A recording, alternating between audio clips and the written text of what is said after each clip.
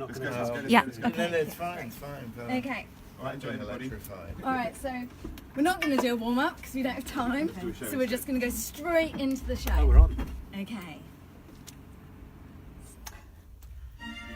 And now we take you to London, England, where acclaimed British intellectual Noreena Hertz is standing by for her live radio broadcast. MegaHertz, London Calling. Opinions and conversations from a British point of view about Europe, America, and everything British. This is not your father's BBC. No stiff upper lip, no keep calm and carry on, no tea and crumpets or tally-ho. It's opinions and fresh perspectives from politics to pop culture and everything in between. It's honest, fun, raw, and unfiltered. Live from London, this is MegaHertz London Calling with your host, Noreena Hertz. Good morning, Pacific Coast. Good afternoon, Atlantic Coast. And good day, America. From the first evening of 2018 here in London, Happy New Year. From North Dakota to South Carolina, from Silicon Valley to Timpan Alley, you are truly welcome to this special edition of MegaHertz, in which we are casting the most intelligent and informed eyes in London over the year just gone and the one to come. What forces do we believe defined last year? Who wins our vote for the most cretinous world leader of 2017? What are our hopes and fears for the year to come? With me to discuss all this and more are four extremely special guests. Simon Schama is a best-selling author, broadcaster, television presenter, and Columbia University professor. A polymath whose work bestrides history, culture, and art, and has most recently published the second part of his majestic Story of the Jews. Besides Simon, I have the astonishing Mona Chalabi.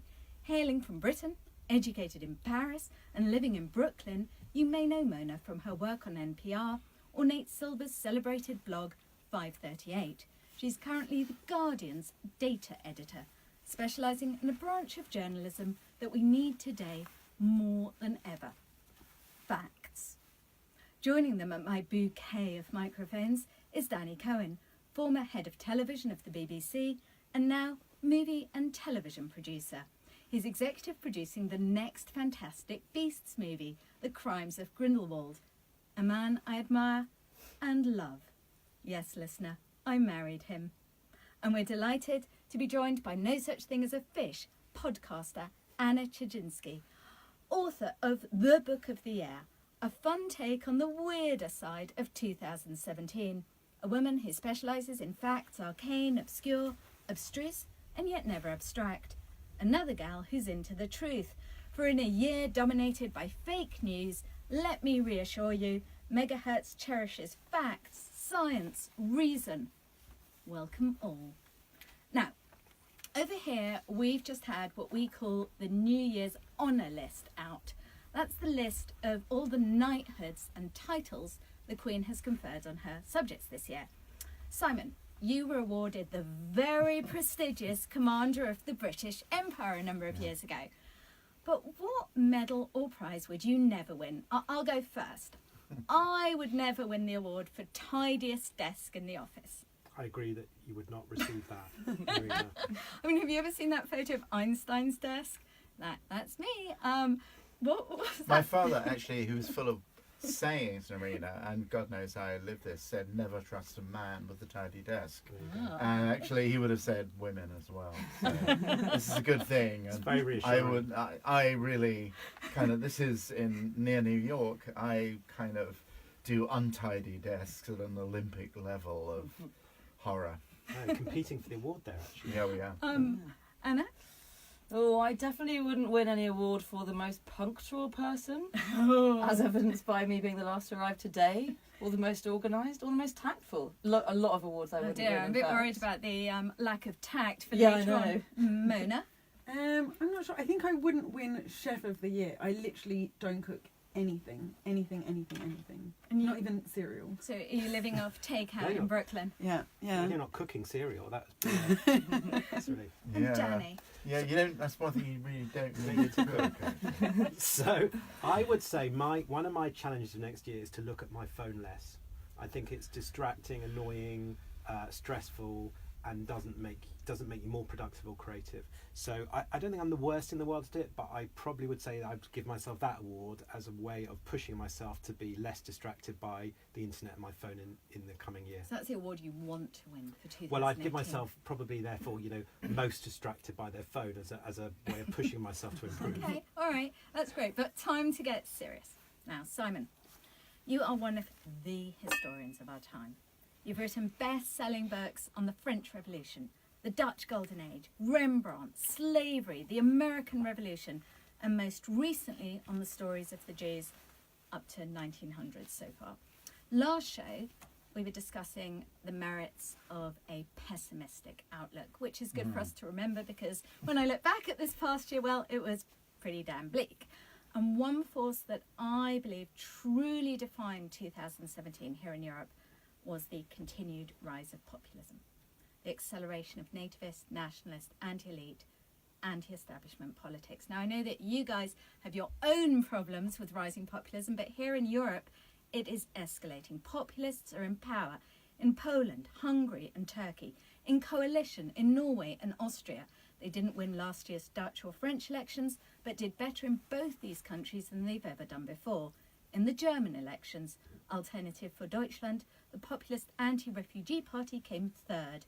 In Italy, the anti-EU populist five-star movement is likely to have a good showing in their elections in March. Simon, is this a particularly worrying time? Yeah, it's absolutely terrifying, I think. And the problem is, it's interesting that this is happening in a time of relative prosperity rather than economic crisis. But what happened after the last crisis was a glaring inequality of the distribution of rewards coming out of the Great Recession. And so there's a great deal of kind of amorphous grudge out there. And it's really connected with something which has nothing to do with the economic crisis, namely the presence of large populations of non-European or non-Western white origin. So on whom that kind of resentment fixates. And the trouble also is that liberal capitalism, really, or liberal democracy, has no kind of inspirational, heroic narrative for itself. What it has is shopping. And shopping and the management of the business cycle is not going to get you through these kind of mucky tidal waves of hatred. One thing about Donald Trump or Stephen Bannon, and this goes for European populism too, they discovered the glee of hatred and how extraordinarily powerful that can be. And Trump is always attacked for being divisive, but he actually has this instinct that divisiveness is success, even though he will say come together. He doesn't for a minute believe in the Abraham Lincoln. His own visceral sense of political instincts get high and juiced up when he's attacking people and when he's dividing people. He doesn't really want to unify. He wants to win, as he always likes to say. That's true of Viktor Orban. That's true. So this sort of sense of actually being beleaguered. In Britain, it's always said at the time of the Brexit vote, well, I'm voting for Brexit because I don't recognise England anymore. And people who said that most often... And it's a romantic vision of completely England, isn't it? based It's not a on real England. fantastic view of the Britain that was supposed to have been perfect, tea and willows overhanging plashy streams and the local, village fete and so on. And that never really ever was. But it's very potent. And the web creates incredible power for these kind of mythic idols in which you are not living. And are there parallels with the 1930s, with the rise of Adolf Hitler and Benito Mussolini, or is that taking this No, I think if we too do get too upset, well, I think the sense of how easy it is to undo, we're aware of this in the United States, how easy it is without looking like the SS, or without writing Mein Kampf, without having a program to liquidate an entire ethnic population, how easy nonetheless it is that the political elite falls behind violently authoritarian, heated rhetoric, how easy it is really to corrupt or attack the judiciary, how easy it is for the executive power, notwithstanding the constitution, to usurp the independence of the other. And all that is creepily like fascism. But if we keep on trying to smell the horrible odour of Hitler, then it distracts us from the particular kind And the horrible odour of Trump. Correct. And does this suggest that democracy as a system has failed us? Because people are voting for these populist leaders. Yeah, I mean, it remains to be seen. In 2018, they're not necessarily voting in the numbers which populists hope for. Geert Wilders did not win the Dutch election. No, but the Dutch did better than they had done up until... No, Geert Wilders really had a setback. In France, the Front National is still an issue. So they're very, and in the AfD in Germany, of course, they're still very much a kind of dangerous force. Yes. But the issue is whether or not they're going to kind of break through beyond the quarter or third of any given population. But I feel like in Europe we're now, the fascists only came second. That's we're I going remember to that feeling, Danny. that feeling of relief, waking up that morning and finding that Marine Le Pen had only come second and feeling relief. And then thinking, well, that's a strange place to be when you're relieved the fascists has only come second. And there's this kind of signal of where we currently are in Europe. Yeah. Anna, these populist leaders are quite something. And you, in your book, have got a really fascinating anecdote about Erdogan. This is the Turkish president, the Turkish president, who really is a populist leader. Tell us about Erdogan and why he's kind of weird. Sure.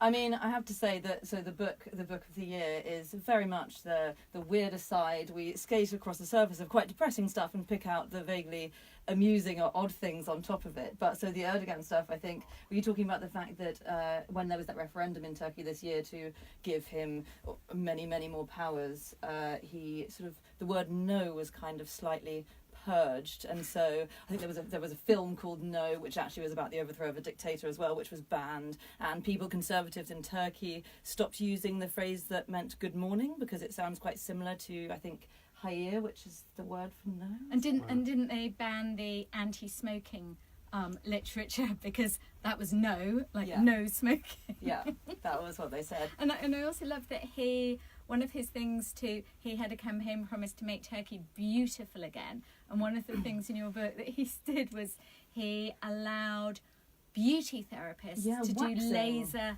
laser hair removal and waxing, because up until then only medical doctors apparently in Turkey had ever done that. That's how we clinched the vote. He offered some laser hair removal. That's how we got where we are today. It was the beauty therapist constituency that swung it. Exactly. Yeah. I really like. There was actually a protest against Erdogan, which I loved though, which was it was a German guy who was in Turkey, and he protested by suspending a printer at a hotel window and then remotely printing lots and lots of anti-Erdogan leaflets, and they blew out of the hotel window and onto the streets, and he couldn't be caught. He was actually back in Germany by that time, but all these anti-Erdogan leaflets were shed across the streets. But to no avail. To no avail. To no avail. Pointless. There's another serious thing though that I want to talk about today. Another worrying trend that Nuclear war by any chance? well, that is slightly around the corner. I mean, that is definitely a worry. I mean, is it unbelievable to you that we are now in a new year where it is a serious possibility that we are going to see a nuclear war on the Asian continent? Well, it's entirely possible. Yeah. I mean, if you say unbelievable, it's not something which even 5 years ago, would have been imagined. But it's a real problem, and the problem is whether the American government is prepared to basically live with North Korea as a nuclear power. And the difficulty about the long period of time when MAD, mutually assured deterrence, worked is that you were working with pretty much a rational state actor, even if it looked like Nikita Khrushchev or Leonid Brezhnev. It's not necessarily the case that Kim Jong-un is quite as crazy as he seems to be, but we're in a unique position of having two almost equally unstable people with their finger on the nuclear button. And there is no American. The only thing I think I've ever agreed with Stephen Bannon about, he's quite right. He said, until someone tells me how in the first hour of a conventional war, hundreds of thousands, if not millions of people in Seoul will die, or on the Korean, but I will tell you, you have no military answer. That is a problem. Of course, Donald Trump may not care how many Asians die. He might just care about missiles pointed at Los Angeles and New York. And even if we don't see a military act, I mean, it's almost inevitable now that in 2018 we will see some sort of cyber attack by North Korea on serious US infrastructure, buildings, companies. If you remember back in 2014, there was that Sony hack by the North Koreans. So this whole escalation is terrifying. Something else that's terrifying, and yes, the last year was a dark and dangerous year. Something else that I want to talk to you about, Simon, because of your recent book, Belonging, the story of the Jews, the second part, is this significant rise of anti-Semitism here in Europe. Last year in the UK, anti-Semitic attacks reached record levels. In a recent survey, more than a quarter of British people were found to hold at least one anti-Semitic view, and all over Europe, anti-Semitism is on the rise. Indeed, 2017 is a record year for reported incidents across the continent. I mean, imagine having to go through security when you go to church. That's the reality for Jews across Europe when they go and pray. Now, Simon, the rise of anti-Semitism, okay, it's partly what we've seen before, isn't it? An identifiable minority, a seeking for scapegoats and adversity, thuggish stupidity. But are there some more subtle factors at play, or is that what is going on? Well, it is essentially, no, it's certainly different from, ancestral anti-Semitism, although it's morphing into it very rapidly. It's the issue of attacks on Israel and attacks on Zionism, which have morphed into the Jews control the media. You're preventing us from having a view about Palestine by accusing us of being anti-Semitic. That proves the Jews control the media, and so on. It's that sort of thing. So there is a kind of really bizarre grafting together of very extreme anti-Zionist polemics and ancient forms of. It's become the Palestinian cause has become the great romantic cause of the left as well as some parts of the right. And the difference is actually between attacking what Israel often does, which I do, the Israeli government, and attacking the legitimacy of there being a Jewish state at all. Of course, some of the attitudes of the Israeli government and the West Bank doesn't help, but it's gone beyond what happens in campuses across America. We don't attack every American and the whole of America because of Donald Trump. Right. Yeah. Right, exactly. So it has become the kind of collective incrimination. When two synagogues at the end of last year in Sweden were firebombed, then something qualitatively terrible has changed. I think it's about it's the particularization of the question around Israel that I think inevitably makes you think. So there's not a big campaign against Saudi Arabia for the bombing of Yemen. You just don't see that. There's not a particular campaign in North Korea about the concentration camps in Myanmar and Rohingya. There's not thousands of people on the streets of London protesting about those things. Now, I agree with Simon. It's absolutely legitimate to criticise the Israeli government, and some things they do are more than unhelpful, and not just bad for the Palestinians, but bad for the cause of the State of Israel, in my view. But it's the way that Israel as a cause is picked out amongst many injustices that people may feel around the world that begins to feel uncomfortable. And it's not just in Europe, of course, because the situation is getting worse in the United States too. There's been a 67% rise in anti-Semitic incidents in the US last year in 2017. The one thing that I would, sorry, just because statistics are always my thing, I guess, the one thing I would always caution with numbers like that is sometimes it's difficult to differentiate between a real rise in anti-Semitism versus an increased willingness to report incidents. And that it could actually be a really, really positive thing, that because the discourse has shifted, people feel more comfortable acknowledging this. Like, if anything, I was sort of surprised at the reaction of surprise about the prevalence of anti-Semitism. So when Charlottesville happened and when far-right groups were chanting incredibly anti-Semitic chants, the fact that people were surprised by that sort of took me back. I was surprised at that because the reaction of many people that I spoke to implied that they thought anti-Semitism was dead and gone. And that was not my impression whatsoever. So I think, those statistics about the rise can be kind of viewed in two different ways. And it's actually very difficult to differentiate between the two, really. And Moni, you're an Arab Muslim living in America. Because at the same time as we've seen a rise in anti-Semitism, we've also seen a rise in anti-Muslim and anti-Arab sentiment. So have you experienced this firsthand? It's been really weird because I think living in New York, there's definitely a similar effect as you sometimes get when living in London, where you feel that you are sort of sheltered within a liberal bubble of people who might agree with you, or it feels more comfortable. But at the same time, the government's actions are so clearly in direct contradiction to that. So when the travel ban was happening, it was really, really scary, like literally not knowing if I were to leave the country, if I would be able to re-enter, because it was just pandemonium at one point. So yeah, it's been really, really quite frightening, I would say. And do you feel a kinship with the Jews as a fellow minority now? I think I always did. I always, like, even before this, honestly, the parallels between Islamophobia and anti-Semitism are quite clear, right? Yeah. It's fear of the other. Yeah. Fear of the other. Simon, thank you so much for your insights. Your latest book, Belonging, The Story of the Jews, 1492 to 1900, is out now. I strongly recommend you to read it. Well, if Simon's humongous historical hindsight were not enough for our New Year's special, I'm also joined today by the sorceress of statistics, Mona Chalabi, the woman on a mission to make sure we have at our fingertips the numbers that matter and are capable of properly interrogating them. Now, I like math. I was always good at math at school, but in my last book, Eyes Wide Open, I discovered a condition called math anxiety.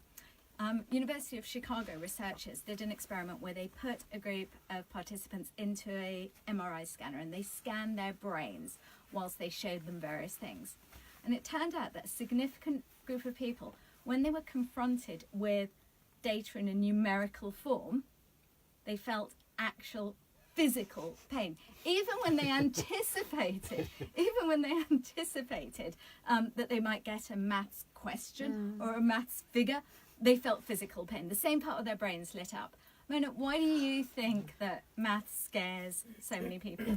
Yeah, first of all, that finding doesn't surprise me at all. I sometimes do teaching with people, and as soon as you open up the spreadsheet, you just see like people's faces go red and a desire to kind of look away from the numbers because they just seem so daunting, which is really sad to me because often when you're working with very young children, they experience the same enjoyment about learning their numbers as they do their letters. It's not frightening, it's not intimidating, and I think part of the shift is that the older we get, the more we are presented with numbers and faced with a choice, which is simply either you accept these numbers as fact and you trust the source, or you don't trust the source. There is very little, there are few opportunities for you to kind of deconstruct that number and question it for yourself.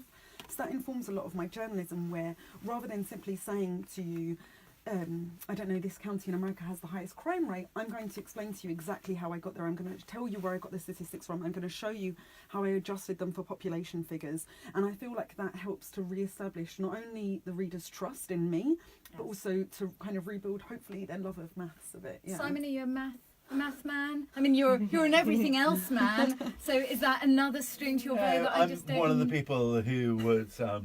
I don't know. No, not I actually, it's sad. I was okay with algebra, but But then when I got logic is not. I think Noreena, not a major part of my personality. And so when I got to geometry, that was really a word which will send me into a cold sweat is cosine, really.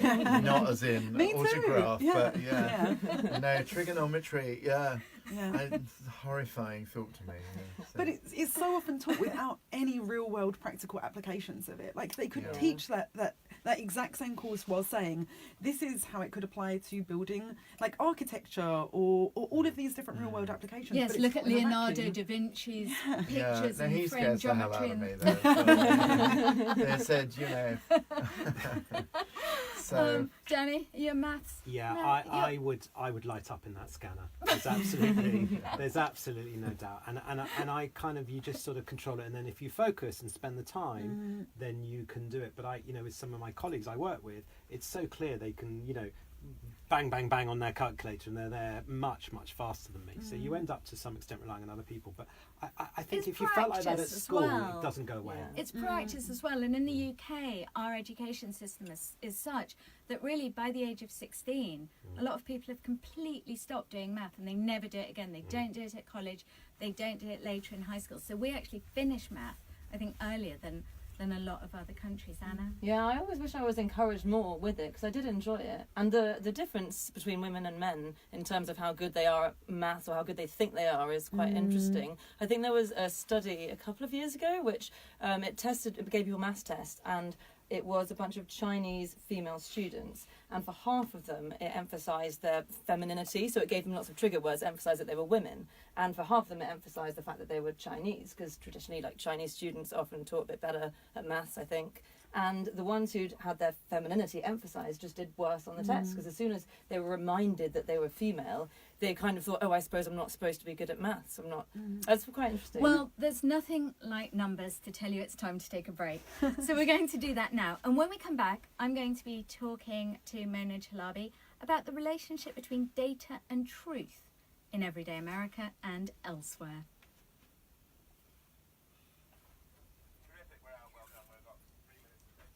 We got a 3-minute, 30-second break. Well done, everybody. Very interesting. Well done, everybody. is that It's not anything Yes. to do with like their brains or how Yes. smart they are or how good they are. It's that the language system in Chinese is numbers are really, really simple. Like the number for 11 is 1 and 1, and the number for 12 is 1 and 2.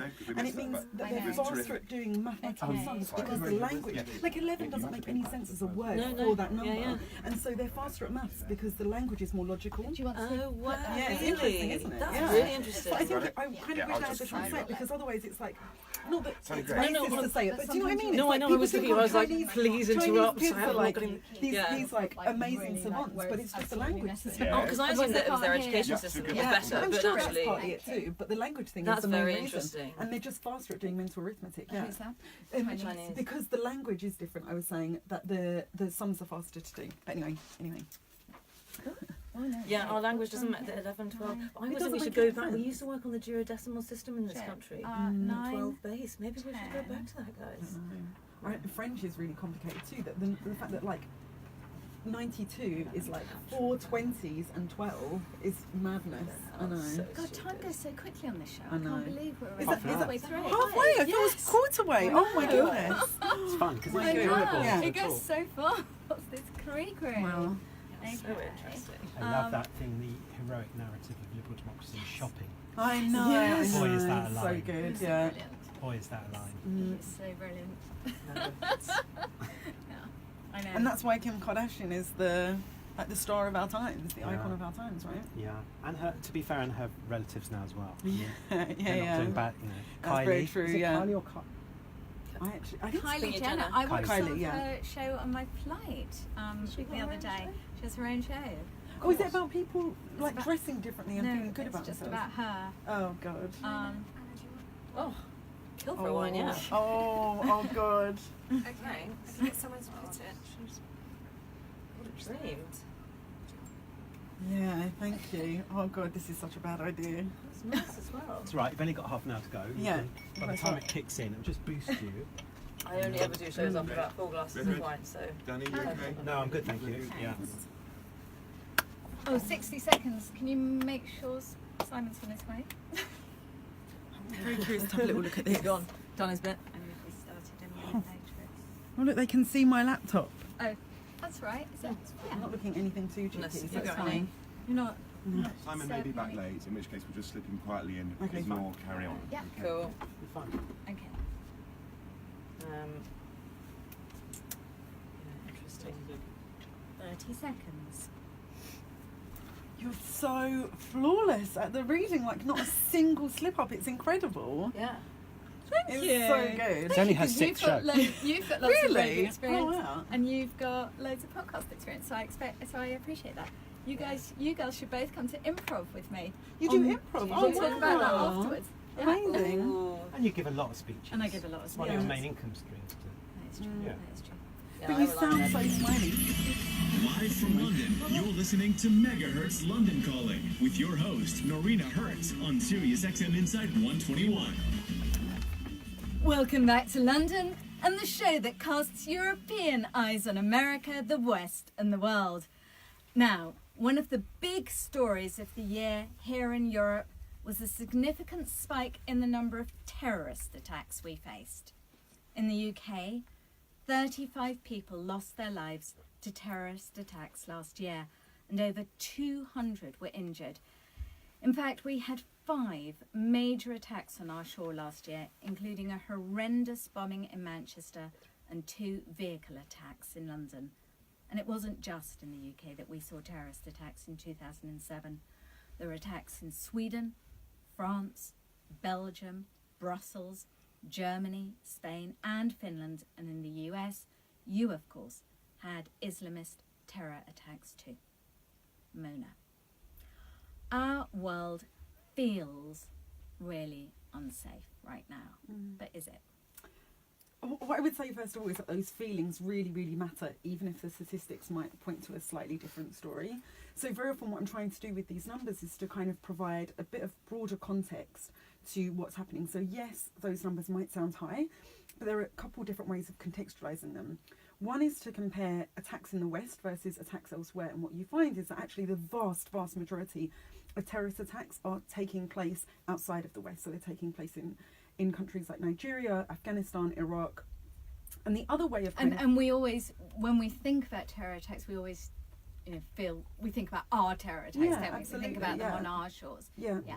And I mean, they very rarely, those terrorist attacks even really make headlines unless it's a very, very high death toll. So there's daily terrorist attacks in countries like Iraq or Afghanistan that don't even register with us. And understandably, like, they don't have the same impact on us emotionally because they are further away.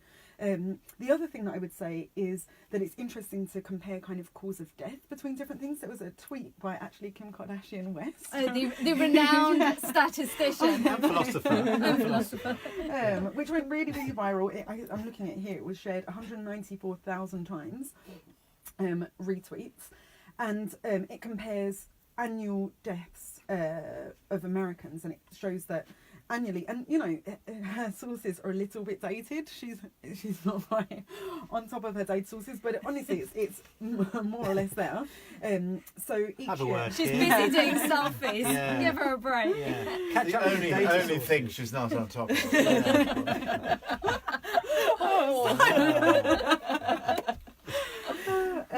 And the numbers show that each year about 2 Americans are killed by Islamic jihadist immigrants, compared to 5 deaths by far right-wing terrorists. And then the other statistics are completely different things. Things like 69 deaths by lawnmowers, 31 deaths by 69 lightning. people die every year by lawnmowers. Lawnmowers. And those statistics are actually, I know where those numbers come from. They come from the National Electronic Injury Surveillance System, which keeps track of all kinds of injuries and deaths because it's part of the Consumer Safety Commission. Sorry, I realise I'm like down on weird data. No, here, no, but this it's is like impressive. Kim is such, listening carefully. it's such a fascinating data set because every single time someone goes to ER with an injury, the nurse says, like, if it was a product that caused the injury, and so like it's this vast data set that like you can search up any product. So like Used to be vacuum cleaners that were, but that was, we For really different ought not to reasons. go there. yeah, and like I've looked up, I did a piece on pubic grooming injuries, and you can Of course you search the did. Of course you database. did. We've all been there. What? I didn't know you've been there, No, darling. no, we've not. Said in jest. But the serious point here, I think that you're making, Mona, is that when we get a number, we need to put it in some sort of context. Exactly, yeah. We need to have some frame of reference. We need to have a comparable. Otherwise, it's hard to make sense of what that means. Right, and that context can be anything. It can be per capita, so adjusting for the population, or in this case, it can be comparing the number of deaths from terrorism to the number of deaths from guns. So we know that 21 Americans are killed on average each year by armed toddlers. By armed toddlers. Toddlers, because there are more guns than people in America right now. And so, yeah. I think the other thing I really notice is what we label things. So, we talked, understandably, there have been some very serious Islamist terror attacks in the US this year. There have also been some white nationalist terror attacks. Yeah. And so making sure that you're capturing all of these different things that are going on and not necessarily blaming it on a certain area or certain community is important in getting the full picture. Yeah. And of course, the absolutely. terrible random mass shooting in Las Vegas in 2017, where we don't even know why. I know. Yeah. Don't Still even no know answers, why. no. Does it? So it must frustrate you. The proportion of US budget that goes into anti-terrorism defences is massively disproportionate, isn't it? To lawnmower safety. Lawnmower safety, exactly. Why is no one talking about Also, this? gun control legislation. That's where Yeah, really the conversation course. should be happening, and it's just not. And Yeah. as a Brit, it's one of the most Simon, you said you've been living in America for over 40 years now. Have you ever gotten used to the way that guns are talked about in America? I don't know if I'll ever get my head around it. Well, I'm certainly used to it. I'm depressed by it, but I Yeah. don't think it's ever going to change. It's an anniversary, 10th anniversary, Sandy Hook, and it was always thought Chris Murphy, the senator from Connecticut, was particularly kind of stricken by this. All those, small children, really, and the young assassin of all those children actually just went to a kind of cupboard and got guns out and did horrible things. So it's very, very difficult unless really the climate changes. The NRA really does have an absolutely extraordinary tyrannical hold on legislation. And what's happened is the Second Amendment, which after all was about we Brits know, it was all a rather obscure argument about actually being against the standing army of King George III. So it provided for a citizen militia. There's nothing in the Second Amendment actually which said that anybody, even if they're out of their mind, the very first order that Donald Trump signed was actually to cancel the possibility of somebody who was mentally ill being prevented from having a gun. That was the first thing he did. And he talked in his campaign about the Second Amendment people. Yeah. So the whole Second Amendment has become a kind of shorthand for democracy itself, for freedom itself, and therefore it's incredibly difficult to contain it. And it's interesting to me do you think if you give people, okay, you're working with facts, you're working with data, you're working with numbers, but somehow when we give people the facts, the numbers, it's labelled nowadays fake. But it's Noreena, even about facts have never been weaker. Truth has never been weaker. I don't know where you'd have to go, where we'd have to go back to actually find, if we're talking about the things which concern us in this year, 2018, the kind of impotence of truth would, for me, come just but barely below the possibility of a nuclear exchange. It is an awful situation. I really agree with that. And what I actually fear for most looking forward is that kind of destabilisation of facts and truth. What I really worry about most is, can you get it back once it's gone? In an internet diffuse age, can you get it back to what it even was, maybe even 5 or 10 years ago? I don't know the answer. But I think it comes back to what Simon was saying earlier on, which is about the polarisation of our material lives. And that's what I think is contributing to the polarisation of the things that we're reading. We're reading vastly different types of content online because our material lives are so different. So why would we share? I don't know. I think that's part of it as well. Staying with social media and our online lives, I was scrolling through your Instagram account. Like I'm stalking you, and I really recommend people to go and follow Mona Chalabi on Instagram, because you don't only post really interesting facts and data, but you're also a brilliant illustrator. And one of the things you posted this year that I found really fascinating related to new research on the growing Americanization of English. What does that actually mean, Mona? Yeah, it was a really interesting study that was published in July, and it basically found that our vocabulary is shifting faster than our spelling. So, for example, Brits might be more inclined to say rubber band rather than elastic band, but with still spelling the word moustache with an O. And they kind of, in order to conduct this study, they looked at 15 million digitised books that were published between 1800 and 2010, as well as over 30 million geolocated tweets. But as always, I'm always trying to kind of like talk people through the caveats of the data so that they can kind of channel their skepticism. And the way to be skeptical about this particular data set is that published books often kind of represent the language of perhaps the cultural elite.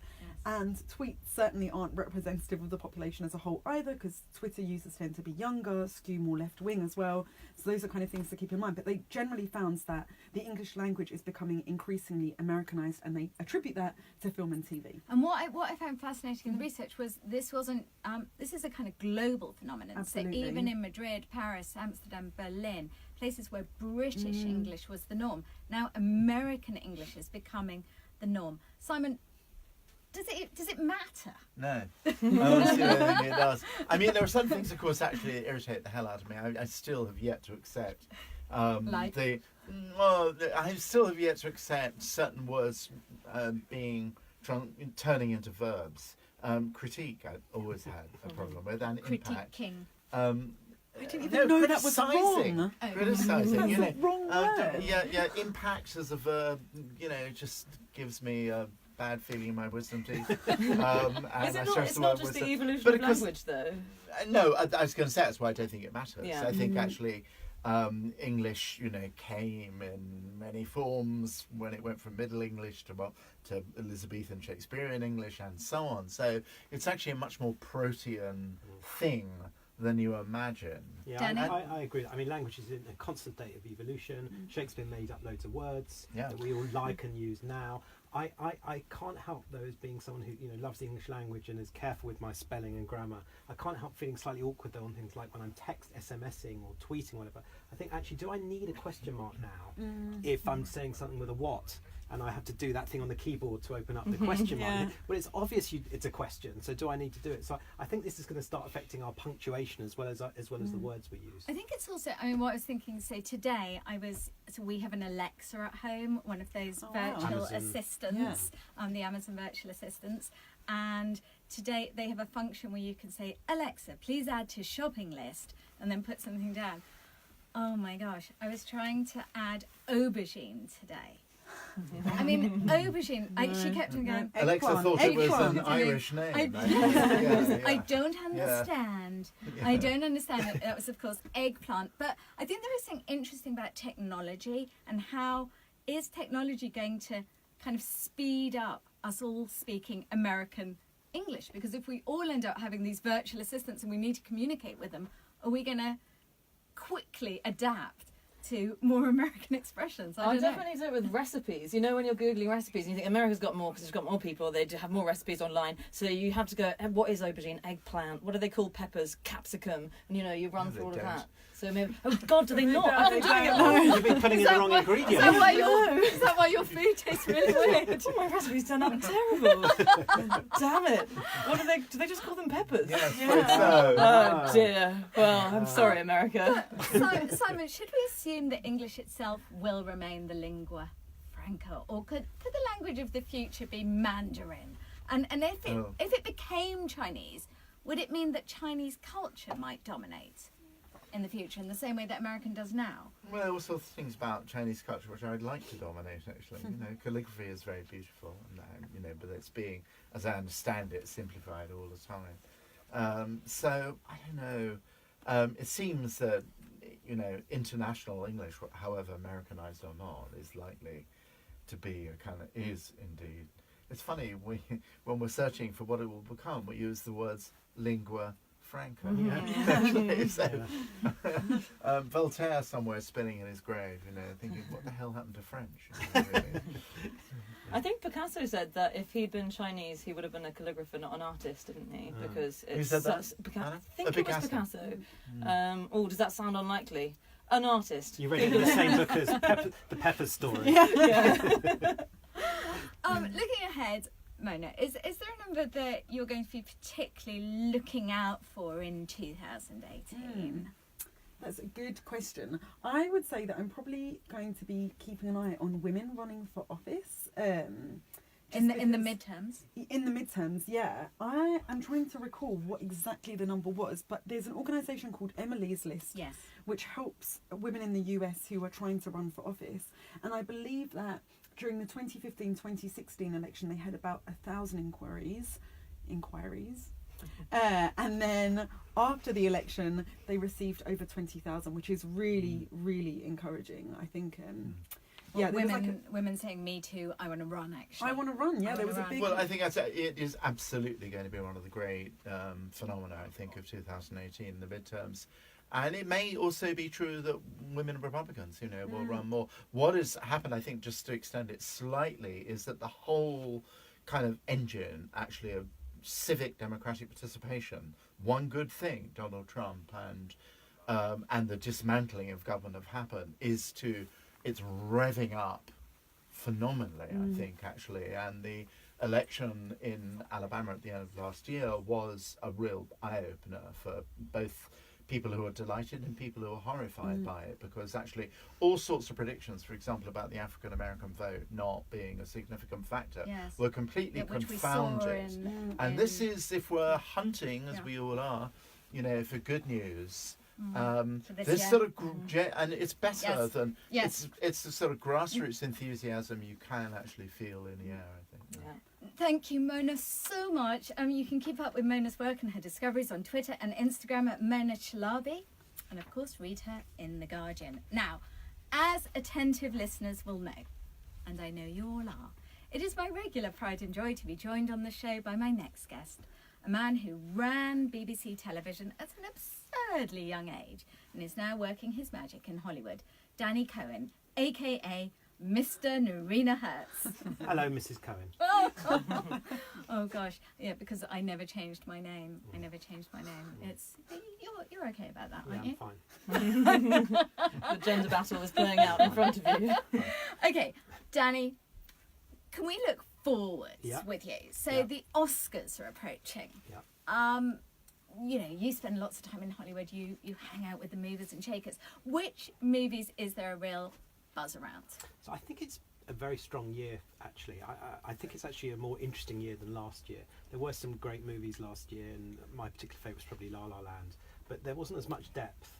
I think you could see. Oh, Simon didn't. Simon like said La I La was Land. horrified. At that point, And for the there you record. I'm with Simon. I thought it was absolutely atrocious. Oh, and there you find the joy of culture, people That's disagreeing. right. I know what to get Simon for next Hanukkah. It will be a DVD of La La Land, which would be very nice. I look forward to sending that to you, Simon.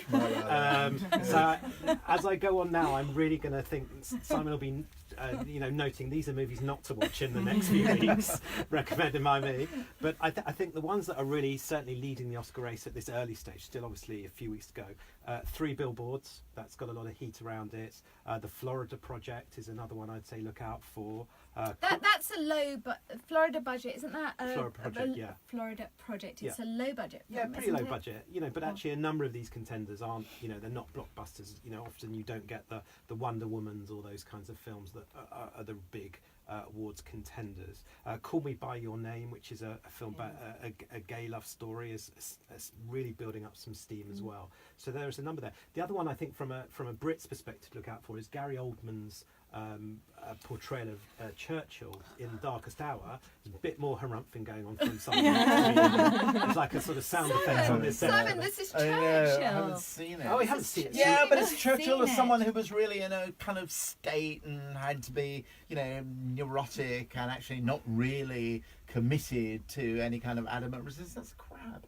That's absolutely What do you think it's simply picking not. like such a tiny moment? Narrow Well, Like it's sort of manipulating overcorrection, we're not going to film. do the kind of Promethean figure, but actually those 5 days in May did absolutely turn British opinion round, and most of British opinion has already been pointed out, actually. It was absolutely an appeasement opinion. Neville Chamberlain stood on the balcony of Buckingham Palace, really, to listen to the cheers of the crowd, and actually Churchill turned that round.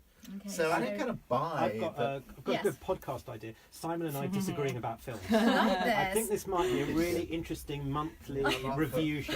Are you up for it, Simon? Yeah, Is this being the deal is struck now? Yeah. Serious Yeah. XM listeners, you will be listening to the Danny Simon We disagree about film show. film show. Yeah. Another film that there's a lot of buzz around is The Post. Yes. That's the film about Catherine Graham, isn't Yeah. it? The founder. And you interviewed her Yeah, so many years ago, didn't I you? feel very enthusiastic about this film. I was lucky enough in the late 90s to be a young producer on a film about Catherine Graham, who was the publisher of the Washington Post for many years, including through the years of Watergate and the Pentagon Papers. And what's striking about Catherine Graham's story is that in the traditional shared narrative of Watergate, she doesn't get much of a look in. If you watch All the President's Men, a really brilliant film about Watergate and about Woodward and Bernstein and Ben Bradley and so on, Catherine Graham does not even appear in the movie. There's she's not portrayed in it. There's a reference to a phone call that she's mentioned in. Kay Graham was getting a phone call from the White House, but it was Catherine Graham as the publisher of the Washington Post who was getting the heat from the White House directly, who was getting the threats about her TV licenses for her networks being revoked and so on, and she doesn't appear in it. So for her to be actually a crucial part of a narrative about the press freedom, information and democracy in this period, albeit this based around the Pentagon Papers, I think it's really exciting. And the other thing to note about And it Spielberg was really keen to make well, it. Is it's that such an right? interesting story. So Steven Spielberg's directed it, stars Tom Hanks and Meryl Streep. What Spielberg has said about it was that he only read the script at the beginning of the year it was sent to him. Beginning of 2017. Sorry, beginning of 2017, the year just gone. And he was so electrified by it and thought that it was so significant to make a film about the importance of press freedom in the current environment, in the Trump environment, that he threw all of his other projects aside and said, I'm going to make this now. He had Hanks and Meryl Streep on board within 5 or 6 days, and he's had the film made and edited and released within that year. So it's a remarkable story, really, of how quickly you can make a movie on something you really care about. Danny, thanks so much for coming on. I cannot wait to spend another year with you. Now, Anna, you So are what like... you do, you have kind of we your do. New Year's resolution. Is this marriage going to continue? This marriage is in for the this long marriage. haul. He's a keeper. He's a keeper. Anna, you are like a miner, a hunter, aren't you? Trawling the back stacks of the great library of human knowledge to bring back the trivia lover's holiest grail. You've just published the book of the year, a book jam-packed with weird and wonderful facts. Can you give me some weird American fact of 2017? Yes, I was going back through the book, and so many American facts are Donald Trump based, but I suppose that's inevitable. But so one of the things in the book is the fact that Donald Trump in his first 100 days played more rounds of golf than Rory McIlroy, world's best golfer. And he's actually, there's a website called TrumpGolfCount.com, I think, which monitors how many he's played, and he's played 79 now. Wow. 79 days he's played Did you golf. know And he attacked Barack yeah, Obama exactly. for playing Exactly. too much Yeah. golf. Yeah. And did you know that he charges the Secret Service for the golf Yeah. carts? So he It's literally- costing the taxpayers yeah, so much so money. Mar-a-Lago charge Yeah. the Secret Me. Service for the golf carts. And Mona and I to follow him are around the for course bloody to golf protect carts. him. It's hundreds of thousands, isn't it, Yeah. that it's cost? Maybe Yeah, more. he- And do you know in his golf cart, apparently he keeps rifles. Now, where did I read that? It might have been in the Washington Post. But yeah, okay. got a couple of rifles in his golf And carts. Diet Coke. Oh, And Diet Coke. definitely Diet Coke. One more. Okay, and a non-Trump. So non-Trump. the world's first avocado restaurant opened in New York, and it ran out of avocados on its first day. Why did it take so long? Why did it take so long? Why did it take so long What, to run open out? or run no, out? why hadn't someone owned an avocado restaurant before? It seems a very obvious thing. Oh, so Never mind obvious. about movies. How do we have to have a vote about the stoneless, or as we say in America, the pitless avocado? I didn't know As that was the a world's thing. most Yeah. useless waste of time, really. Is there a For- stoneless avocado? Yes, Oh, yes. all right, try well, it. maybe You should in try it with peppers 2000. sometime. Oh yes. Well, that's a good idea. Damn it. Maybe in 'Cause 2008. it's too much trouble for people to pick out the pit. And I mean, Does it have a you good know, call? we are I'm lost excited No, about people. this You're prospect. excited We about are a stoneless avocado. Do you wish that 2018 will bring you a stoneless Absolutely. avocado? Maybe I would start cooking if I didn't have to be sewing things. I think we actually Put it in your cooked cornflakes, actually. No. Yeah, avocado, another thing you're not supposed to cook actually most of the time. I've been doing it wrong. Yeah. Now, we are almost at the end of our special New Year's show.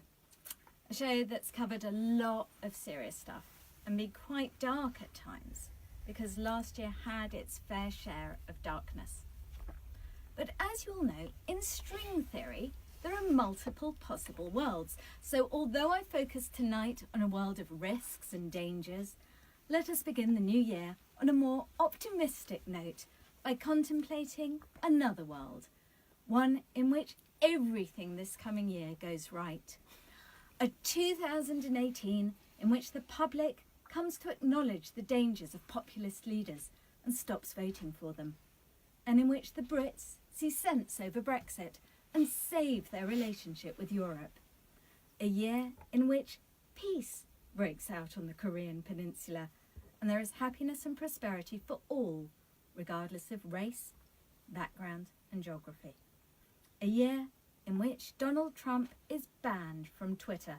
Or how about a year in which Donald Trump is removed from office? All this too is possible. Huge thanks to my guests Simon Schama, Noreena Chalabi, Anna Ptaszynski and Danny Cohen. Simon's latest book, The Story of the Jews, Volume 2, Belonging, is out now in the United States. You can find Noreena Chalabi's work in The Guardian, as well as on her Twitter and Instagram feeds. Check out Anna's podcast, No Such Thing as a Fish, and hang out here again with Danny Cohen. He'll be back with me on air soon, provided he's not kidnapped by the fantastic beasts of Hollywood, that is. MegaHertz was produced by Horatio Clare and presented by me, Noreena Hertz. I look forward to talking to you again next month. But for now, from all of us here in London, a peaceful, prosperous and enchanting New Year to you, America. Great. I want one question to everybody after this, which we're going to record, which is, what are you looking forward to next year? I need 1 minute to edit down. What are you looking forward to next year? Quick question, everybody, 10 seconds. What are you looking forward to next year? Bruce. So do you want me to ask the question? All right, so I'm going to ask. All right.